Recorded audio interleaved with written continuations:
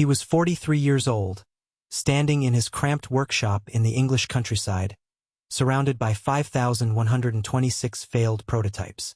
His marriage was strained to the breaking point. He had remortgaged his home 3 times. His bank account showed a negative balance, and every single manufacturer in Britain, Europe, and America had slammed the door in his face. The man who would one day become one of the wealthiest people in the United Kingdom was, at that moment, considered a joke by the entire vacuum cleaner industry. His name was James Dyson. And this is the story of how one man's absolute refusal to quit transformed him from a broke, ridiculed inventor into the architect of a $10 billion empire that would revolutionize the way the entire world cleans their homes. But before we get to the glory, we need to talk about the pain. Because the truth is, James Dyson's path to success wasn't paved with lucky breaks or privileged connections. It was built on a foundation of rejection, humiliation, and the kind of stubborn persistence that most people simply don't have the stomach for. James Dyson was born on May 2, 1947, in Cromer, a small seaside town in Norfolk, England. His father, Alec Dyson, was a classics teacher at a local boarding school. When James was just 9 years old, tragedy struck his family in the most devastating way possible. His father passed away from cancer, leaving young James, his mother, and his siblings to navigate life without him. That loss shaped James in ways he wouldn't fully understand until decades later. He became fiercely independent. He learned to rely on himself. And perhaps most importantly, he developed an almost pathological inability to give up when things got hard. Because when you lose your father at 9 years old, you learn very quickly that life doesn't hand you anything. You have to fight for every single thing you want. James wasn't a particularly exceptional student in the traditional sense. He didn't graduate at the top of his class or show early signs of genius that would make teachers predict future greatness. What he did have was curiosity, an insatiable, almost obsessive curiosity about how things worked and, more importantly, how they could work better. After finishing school, James enrolled at the Byam Shaw School of Art in London in 1965, and later transferred to the Royal College of Art, where he studied furniture and interior design.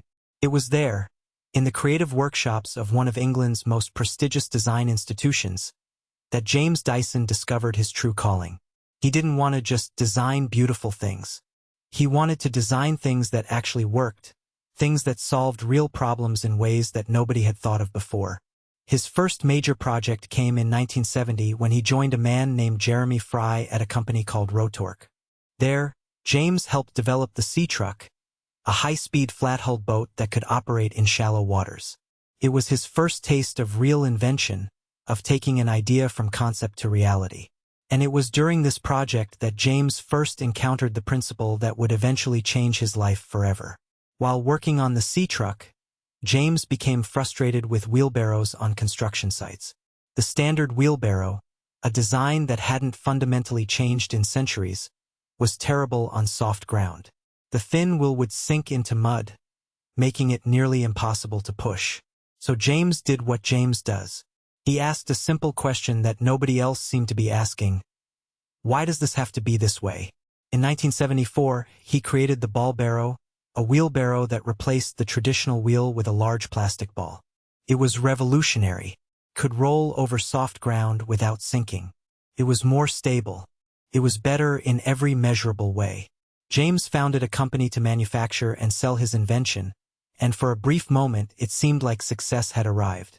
But here's where the story takes its first dark turn. The very company that James had founded eventually pushed him out.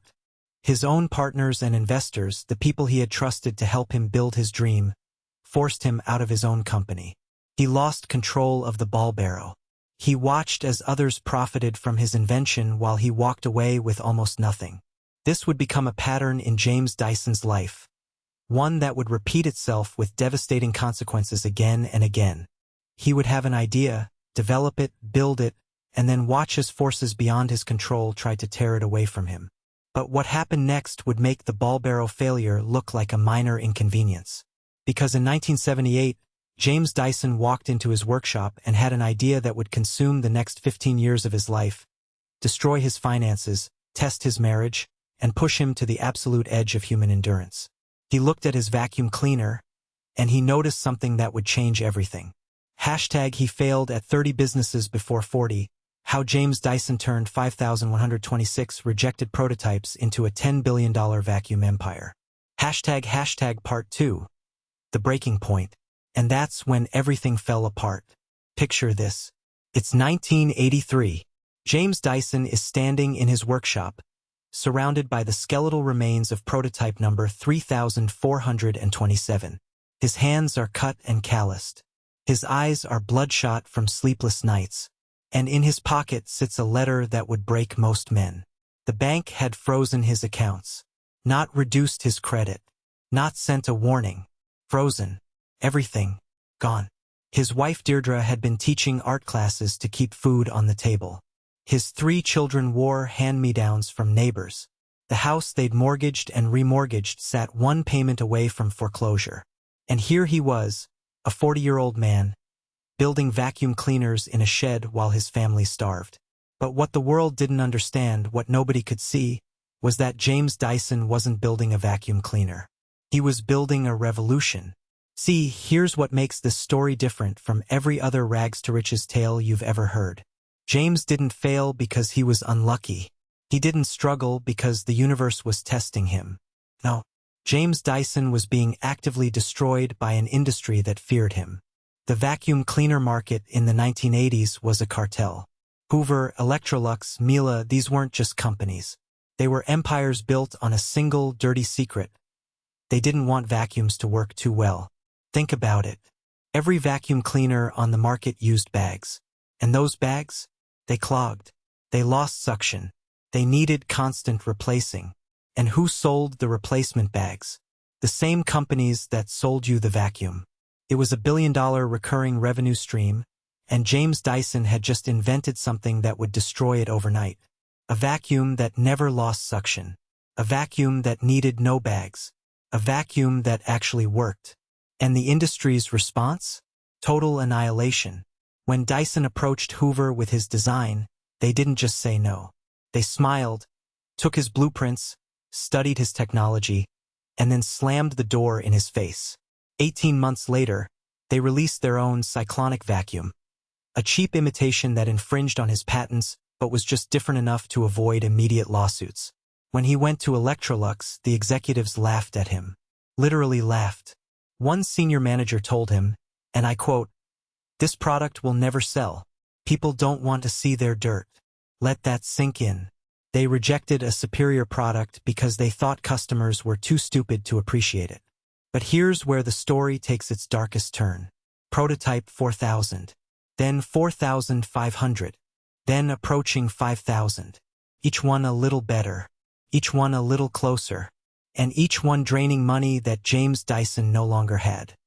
His own father-in-law, who had initially invested in the project, sat him down one evening and delivered an ultimatum. "James, you have 6 months. If you haven't sold this thing by then, I'm pulling everything. And I'm taking my daughter and grandchildren with me." Imagine that weight. Imagine knowing that your dream, your obsession, your life's work could cost you not just your financial future, but your family.